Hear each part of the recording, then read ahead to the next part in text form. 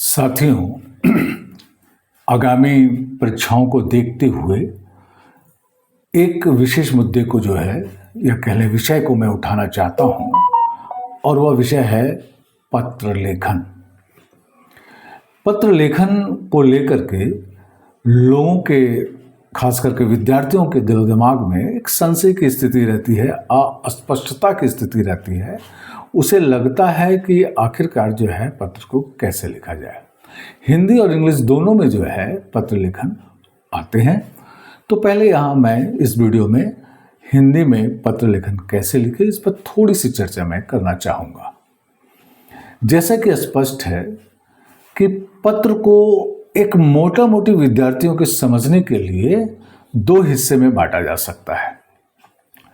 English में कहें तो हम इसको जो है ऑफिशियली या ऑफिशियल एंड अनऑफिशियल जो है लेटर या फॉर्मल इनफॉर्मल लेटर के रूप में इसे हम लोग देखते हैं।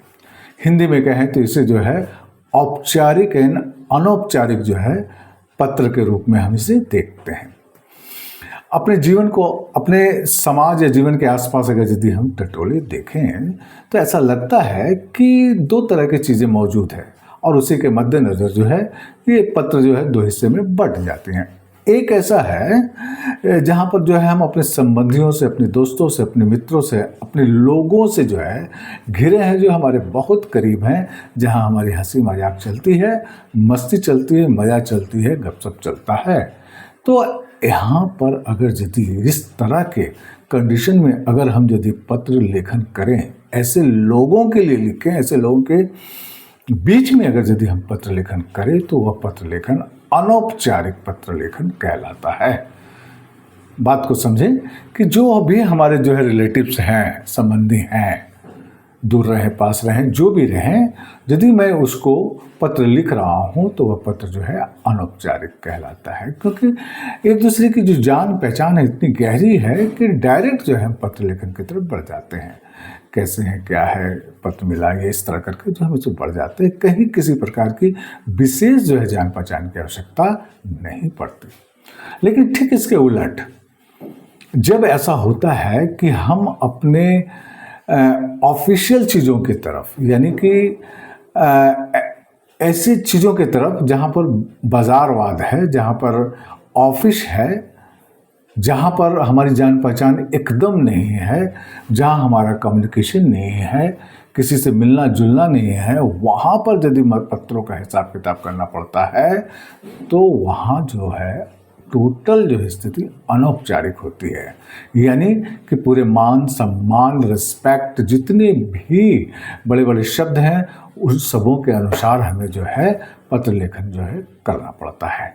फॉर एग्जाम्पल, अगर यदि आपके मोबाइल फ़ोन यदि भुला जाए, आपके जो है इलेक्ट्रिक मीटर जो है ख़राब पड़ जाए, अगर आपको टीसी की आवश्यकता जो है अपने स्कूल से पड़ जाए, आपको बैंक में अकाउंट जो है खुलवाना पड़ जाए, आपको पोस्ट ऑफिस में यदि जो है अकाउंट खुलवाने की ज़रूरत पड़े और वहाँ पत्र लिखने की आवश्यकता पड़ जाए, तो ऐसे जो जगह बताया जा रहा, आप समझ सकते हैं कि वहाँ पर हमारी जो है पहचान और जान पहचान की जो है कोई भी जो है इस तरह से स्थिति देखने को नहीं मिलती।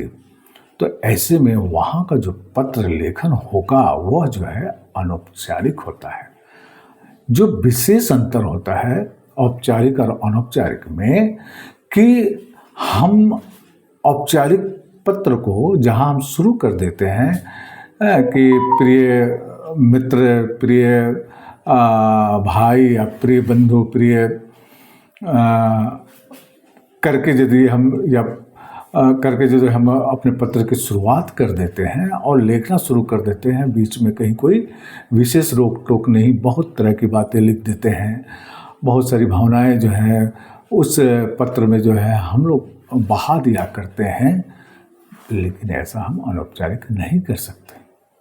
अनौपचारिक पत्र सबसे पहले जो है हमें खोजना पड़ता है कि जो जिसके लिए हम ये पत्र लिख रहे हैं वह आदमी है कौन। कहने का मतलब हो गया, अगर टीसी हमें चाहिए तो हमें हेडमास्टर को थ्रू जाना पड़ेगा। मोबाइल फ़ोन अगर यदि भुला गया तो हमें ओसी के माध्यम से, ऑफिसर इंचार्ज के माध्यम से जाना पड़ेगा।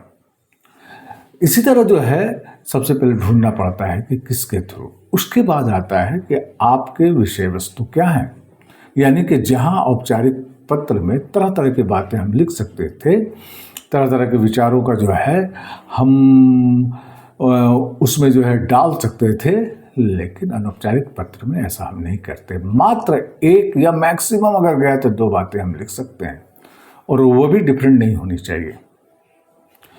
और तीसरी बात जो है कि जस्ट औपचारिक पत्र से इतर आपका जो है सब्जेक्ट यानी विषय वस्तु जो है अनौपचारिक पत्र में जो है होना चाहिए। यह ख्याल रखना चाहिए कि जब हम फॉर्मल लेटर्स को लिख रहे होते हैं, औपचारिक पत्र को लिख रहे होते हैं, तो उसमें विषय वस्तु होना चाहिए। बहुत ज़रूरी है कि हम किस लिए लिख रहे हैं, क्योंकि अगर ऐसा नहीं होगा तो और हमारी जो है मंशा क्लियर नहीं होगी, अगला जो है समझ नहीं पाएगा, तो निश्चित ही जो है वह जो है या तो पत्र को रिजेक्ट करेगा या फिर डेट टाल मटोल करेगा, डेट सवेर करेगा। तो ये सारी बातें जो है आपको समझना चाहिए। 2 बातें जो है एकदम क्लियर कर लीजिए कि एक पत्र जो हम अपने अपने प्रिय, अपने बंधु बांधव को लिखते हैं, जिसमें कहीं कोई विशेष जो है रोक टाक की ज़रूरत नहीं है, आराम से प्यार के साथ हम लिखते हैं, क्योंकि वो हमारे बहुत करीबी होते हैं। लेकिन जैसे ही हम जो है बाहर जो है निकलते हैं और ऑफिशियल लेटर्स की तरफ निकलते हैं, वहाँ पर हर तरह की जो है दिक्कतें शुरू हो जाती हैं। सावधानी बरतते वक्त किसको लिखना है, सब्जेक्ट क्या चाहिए, ये सारी बातें जो हैं, और एकदम टू द पॉइंट लिखना है कि आपको ये दिक्कत है, ये प्रॉब्लम है, और आप कौन हैं, आपके कॉन्टैक्ट नंबर, एड्रेस, इतनी सारी चीज़ें जो हैं आपको एकदम क्लियर होनी चाहिए। ठीक है, तो ये जो है आपको ये सारी बातें जो है जब भी आप लेटर लिखें तो इसका जो है आप ख्याल रखें। आशा है कि आपको मेरे ये संकेत बहुत फायदेमंद हुए होंगे। थैंक यू, धन्यवाद।